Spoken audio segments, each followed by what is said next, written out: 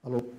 Boa tarde, pessoal. É muito interessante para mim, muito legal estar aqui agora, sendo o segundo lançamento de um plano estratégico do COB. Estava aqui há cerca de 4 anos atrás, a gente fazendo um outro lançamento, e esse agora com uma diferença muito interessante.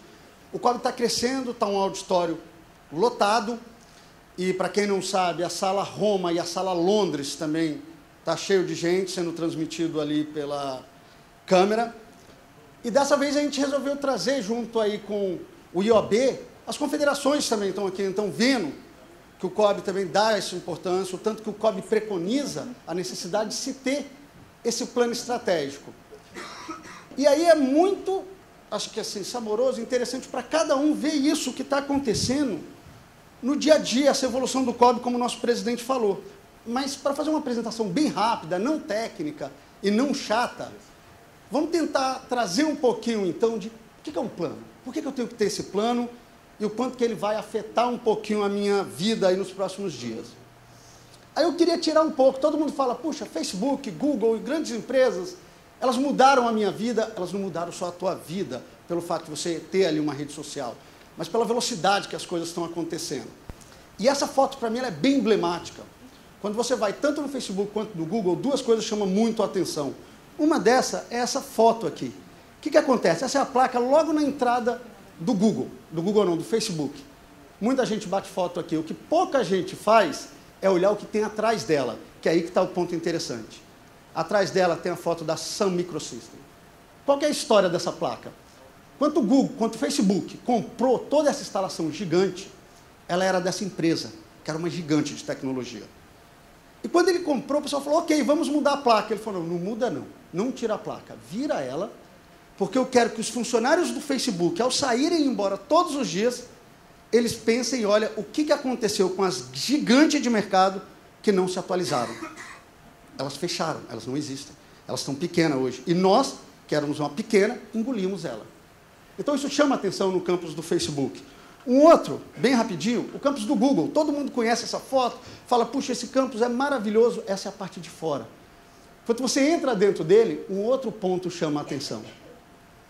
Esse grande dinossauro que eles colocaram no meio, e esse dinossauro ele é circulado por um Android completamente destruído, que é hoje o maior produto deles, um dos maiores. Você vê aqui Google, YouTube, Facebook, Twitter. E o que ele quer dizer com aquele dinossauro? Pessoal, olha o que aconteceu com os grandes que não se atualizaram ao que aconteceu no mercado. Eles viraram ossada. E eles garantem que esses vão ser eles no futuro. Isso é interessante, essa necessidade de se aprimorar, de se desenvolver. E aí, para a gente já entrar no nosso, eu só queria falar um último ponto, também do Facebook. Estou pegando esses dois exemplos, que são empresas aí que todo mundo conhece. O plano estratégico do Facebook, a última página dele é maravilhosa, que ele fala o seguinte, se nós não acharmos coisas que matem o Facebook, alguém vai. Então, que seja a gente a inventar essa coisa nova, a evoluir a gente, porque senão alguém vai evoluir por nós. E eu acho que isso daí, então, traz a nossa discussão de hoje, o nosso bate-papo sobre o que é, então, o plano estratégico para eu não morrer como um dinossauro, para não acontecer com a gente o que aconteceu com a Sun Microsystems.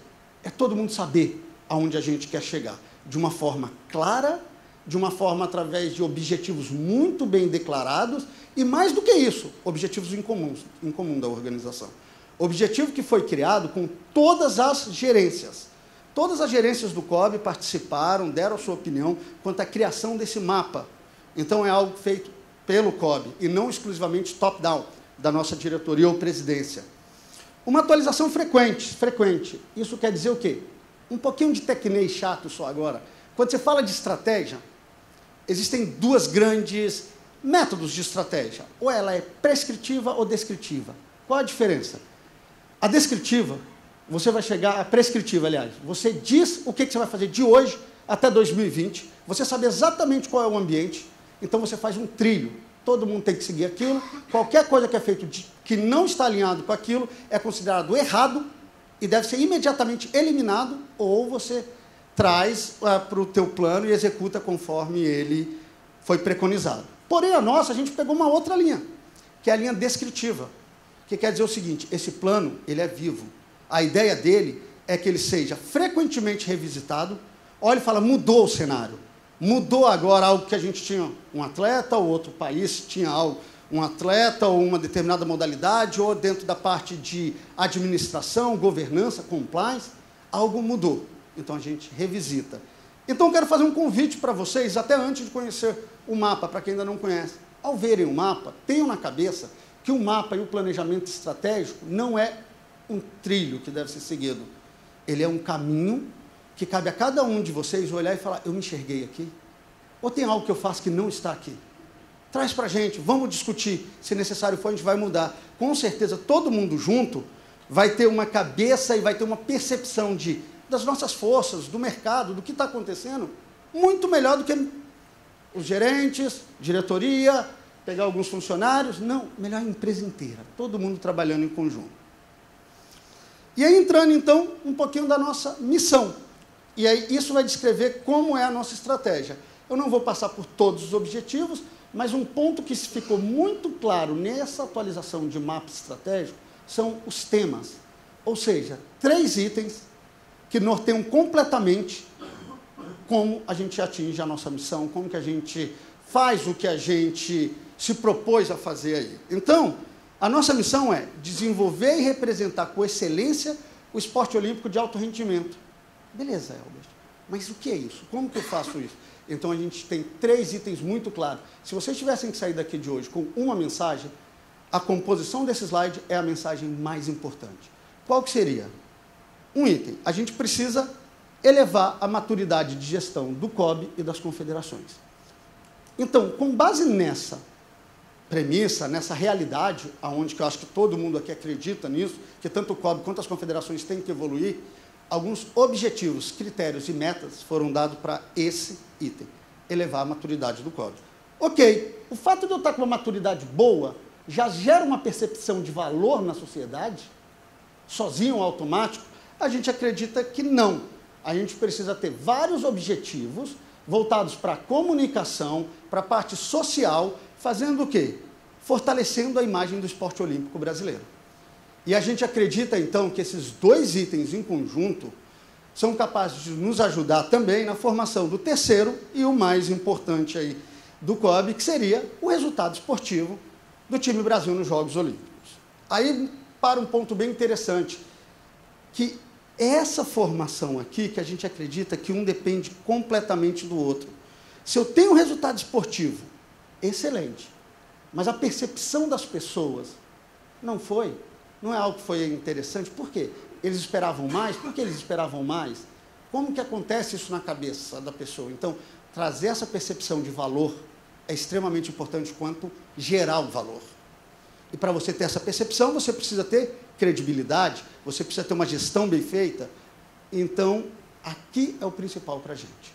3 itens que norteiam toda a estratégia do COB: esporte, imagem e maturidade de gestão. Andando um pouquinho aqui, esse mapa ele já está disponível no site, vocês vão receber ele por e-mail, todo mundo. Esse mapa estratégico é a estratégia do COB? Não, ele não é estratégia, só para a gente alinhar. Ele é uma representação gráfica, um resumo do que diz a estratégia, porque dentro da estratégia eu tenho metas e tenho outras coisas que a gente precisa medir. Esse mapa ele é bem interessante, porque ele é formado de baixo para cima, aonde que o COB deixou bem claro o que é mais importante para o COB, como que funciona essa relação de causa e efeito entre cada um dos itens. Então, aqui embaixo, a gente tem pessoas. Na perspectiva de pessoas, aqui embaixo do mapa, o COB diz o seguinte: conhecimento e funcionários é o principal ativo dessa organização. Então, como que eu reconheço isso?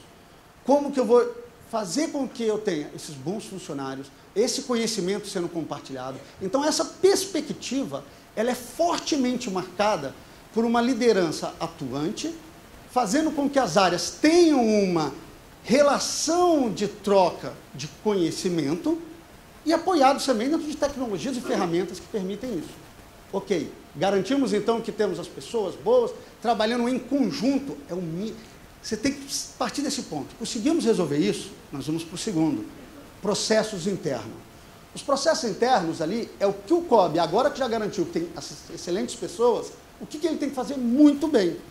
E aí ele é bem mapeado e claramente destacado por 3 itens, conforme a gente falou no slide anterior. Voltado para a gestão esportiva. Como melhorar o resultado, como desenvolver melhor esse atleta, como a gente atuar próximo das confederações no sentido esportivo.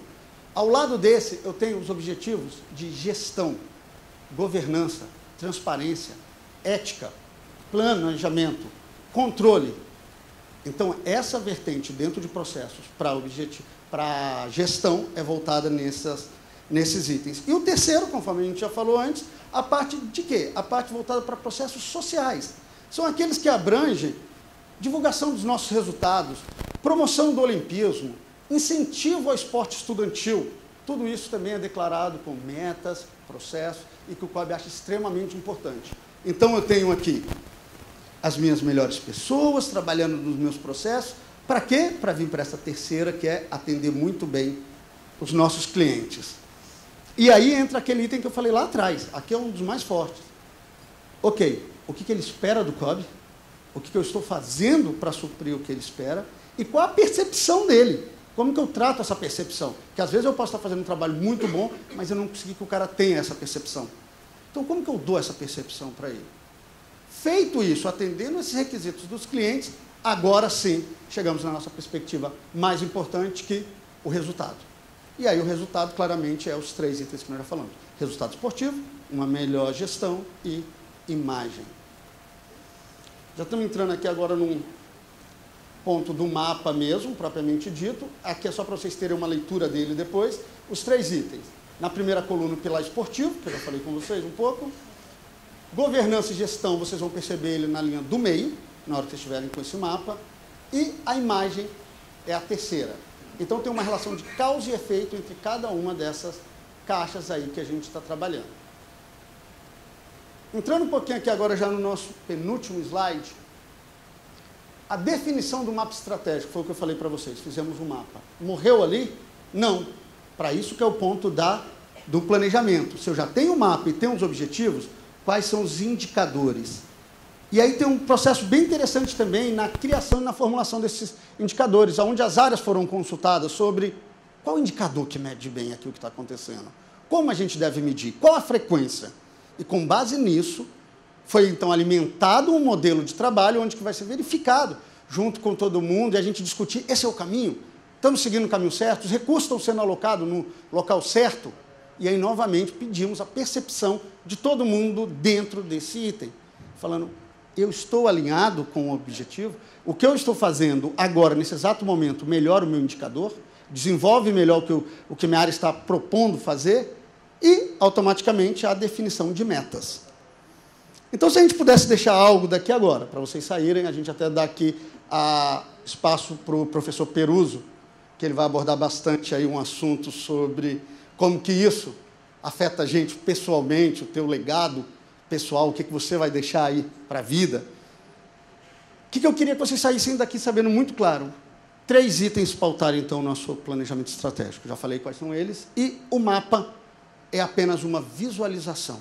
Dentro dele você tem metas e objetivos. Então, cada dia que você começar a trabalhar de manhã, ou cada projeto teu que você começar, olhe e fala, qual desses 3 temas eu estou apoiando hoje? Em qual desses 3 temas eu estou trabalhando?